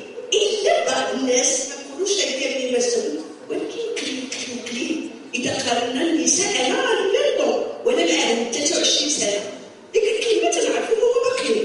لا أن بعض الناس يقدروا أنه من هذه الثروة، من هذا الباتريمون، من هذه الريشيس الريسوس المباركة، بهذه الشجرة اللي حياة الله بها هذه الأرض، يعني وصلت العالمية، ولكن للأسف يعني كنتمنوا أنه هاد الناس يوصلوا حقهم وصلوا الكلية. شكرا. هذا الهدف ديالنا كاملين هنايا، تكون سيغتان ايكيتي. خليكم غادي ناخذوا جوج ديال المتدخلين باش نعطيو الكلمه للاخوان باش يردوا على الاجوبه، ومن بعد سينون غادي نبقاو بحنا الاخ غادي يتخلص. Merci, Monsieur le Président. En 2009, puis une année à Marrakech en tant que directeur régional, donc j'avais également Marguerite ça. Bon, c'est également de ma part un témoignage. Du moment qu'on parle de la coopération, il faut dire que la coopération a commencé avec les Allemands, c'est la coopération maroco-allemande entre le Haut Commissariat aux eaux forêts, c'était la direction, c'était les eaux forêts, et le côté allemand. Ça, c'est pour tout ce qui a fait cette dynamique. Dans le cadre de ce projet, effectivement, c'est pour cela que ce que je recommande, c'est qu'il faut faire recours à la coopération internationale. Et c'est la même chose dans notre projet. Si on veut réussir dans ce genre de projet, il faut profiter de ce benchmark au niveau de l'étranger, parce qu'un étranger, il a une autre vision, un autre angle de vision sur cette question. Il faut ajouter également la question, également avec la GTZ, dans le cadre du projet PAN, de lutte contre la désertification. On a travaillé avec les coopératives. On était derrière la création du RARPA, avec les collègues tout à l'heure, Khalid Arion, on a parlé effectivement de ça. Donc, et puis, il faut également dire que, vu cette complexité, s'il n'y a pas un raisonnement appuyé de tous les côtés, on va être peut-être à côté de la plaque. Parce qu'on est en train de simplifier les solutions, et puis peut-être on va aller dans l'exploitation, toujours le côté économique, et on va oublier l'écosystème, qui est complexe. Donc, à mon sens, également, pour la question de filière. L'approche filière, c'est que comment tirer profit de la plus-value de chaque niveau de filière. À mon sens, si on ne tire pas profit de la recherche sur le produit grâce à cette coopération, donc on ne va pas porter de solution. Parce que jusqu'à présent, le privé, c'est normal qu'il tire profit. C'est la reste, il y en a. Tout à fait. Les coopératives, ils ont un niveau de réflexion, ce qu'on a entendu maintenant les femmes, ils en parlent, et puis c'est la crème de ces femmes qui sont à la Donc, à mon avis, il faut qu'on tienne compte de cette question et profiter de cette coopération. Effectivement, je ne sais pas si on a parmi nous les collègues de la recherche au niveau des technologies alimentaires et des institutions économiques. Je ne sais pas s'ils sont là. Ils travaillent sur l'huile d'olive, sur toutes ces analyses. Comment profiter de ça?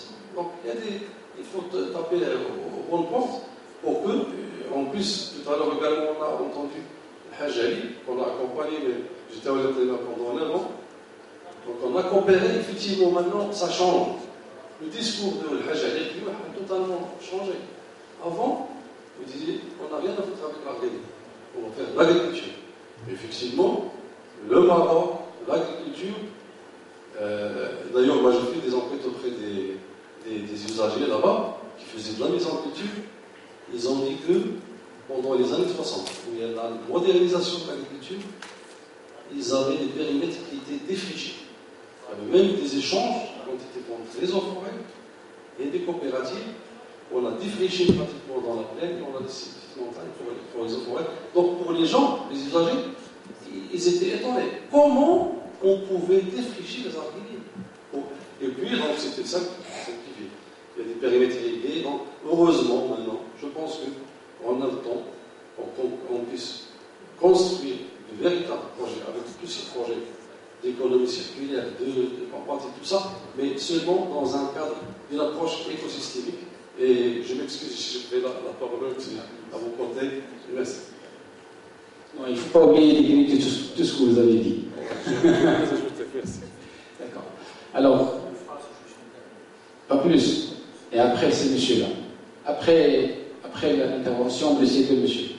J'avais juste une interrogation aux acteurs de la filière huile d'argan, plus précisément aux personnes qui ont travaillé sur les charges. Voilà, donc, pour moi, sur l'IGP, pour moi, l'IGP, c'est vrai que c'est une forme de protection, mais pour garantir la qualité et l'origine du produit. Mais c'est aussi une forme de protection de l'appellation. Donc, ça veut dire que l'appellation devient protégée par la loi, et seuls les gens qui rentrent dans l'IGP peuvent en bénéficier. Donc, actuellement, le constat actuel, 5 ans après la reconnaissance de l'IGP, on voit que toujours dans le marché national ou international, plein d'opérateurs, soit des distributeurs ou des sociétés privées, qui utilisent encore dans leur étiquetage l'huile d'argan, alors qu'ils sont déjà protégés. Donc, je pense, je me demande dans mon interrogation plutôt, est-ce qu'il y a une réflexion sur ces aspects-là? Est-ce qu'on pense qu'un jour on va arriver au stade que l'IGP soit réservé uniquement aux gens qui passent par l'IGP, aux gens de l'IGP? C'est un moyen peut-être, parce qu'on a entendu des témoignages sur l'impact économique de l'IGP sur le Gabon. On a entendu des témoignages d'une femme qui travaille dans le coopératif, l'impact économique est encore très faible, voire nul. Alors peut-être c'est un des pistes pour lever un peu la valeur ajoutée, l'impact économique de l'IGP sur le développement. Merci. Protéger l'appellation. Merci. Voilà, vous aurez la